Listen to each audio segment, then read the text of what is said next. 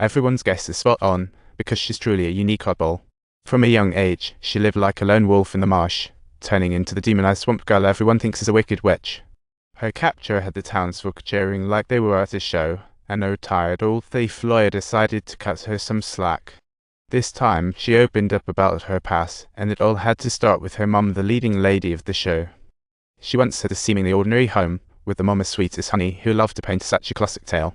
But this peaceful scene was continually disrupted by her erratic, alcohol-addicted father. Truly, it was like witnessing an absurd dramatic twist. That was the last straw. One morning she found Dad sprawled on the floor like an abandoned potato, while Mum was packing to escape. Her expression was blank, as if she were watching a very confusing movie, and Mum's exit was just the starting act. Next, she watched her siblings escape one by one, all sharing the same scars from Dad's abuse and awful cycle.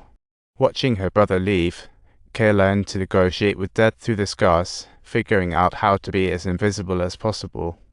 Every day, she hunted for secret spots to hide, like playing an endless game of hide and seek.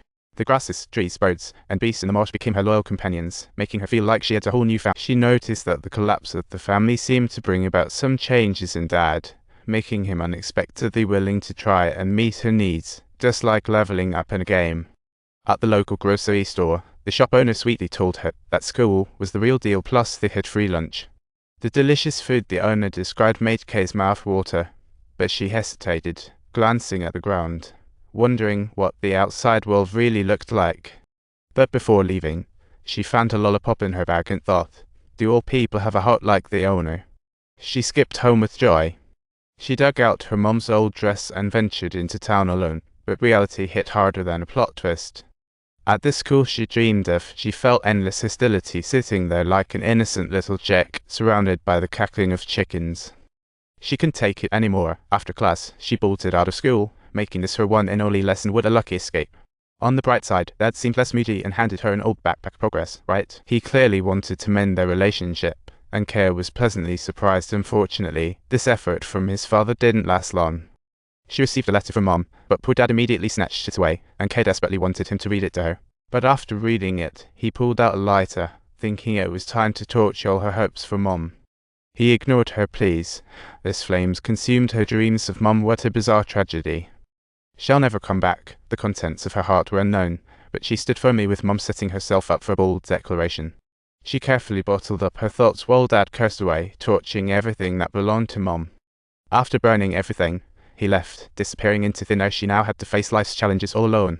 Confronting her loneliness, she dragged bedding into the living room, listening to the insects chirp her to sleep. She hastily returned to the marsh to gather clothing and quilts, carrying heavy loads of bags on her shoulders back to the grocery store in town, where the assistance provided by the elderly couple was nothing short of miraculous. From then on, she traded bedding for food and supplies. This dangerous ground turned into her warm home. Growing up under the companions of flora and fauna, she became the so-called mysterious swamp girl, like a little celebrity. Her peaceful life was interrupted when she stumbled upon a bunch of colorful feathers in the wild, like she was stealing someone else's style. This time, there was some practical items too: a boat, spark plug, flower seeds, and even a note. Talk about the jackpot. Tate, the son of a fisherman, was a familiar face from her childhood. He once helped her find her way home. What a hero. Their childhood bond made Kay less resistant, even though she wasn't adept at socializing. The overall atmosphere, however, was still extremely awkward and somewhat uncomfortable. Tate offered to teach her to read, and he was a patient teacher. Kay slowly began diving into the ocean of knowledge.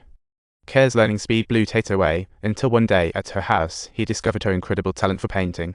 To Kay, everything in the marsh was the best teacher, maybe even a superpower passed down from her mom. She wanted to figure out why her family left one by one, as well as study the survival rules of these animals. With Tate's help, she tirelessly studied biology, slowly becoming smarter. As they spent time together, the feelings soared. On a sunny afternoon, it was romance overload. They kissed impulsively, and Kay cheekily asked, "Am I your girlfriend? Do you want me?" "I know bones, but the other girls. Not a bone in their body." Well, this pure relationship made Kay taste sadness again. What a flavor of life. She emerged like a butterfly from a cocoon, blooming with the smile only shared with her mom. Seasons changed, and to Kay's surprise, Tate received his long-awaited college acceptance letter. Before he left, she handed him a list of publishers. Her plan for Kay's future. She absolutely didn't want to leave the marsh. With her years of sketches, She could publish tons of books, far better than sifting through bones again. Let's just give it a shot. What's there to lose? He promised, "I'll certainly not forget you." He even promised to return on Independence Day in a month to watch the fireworks with her, even though she had been living independently for years.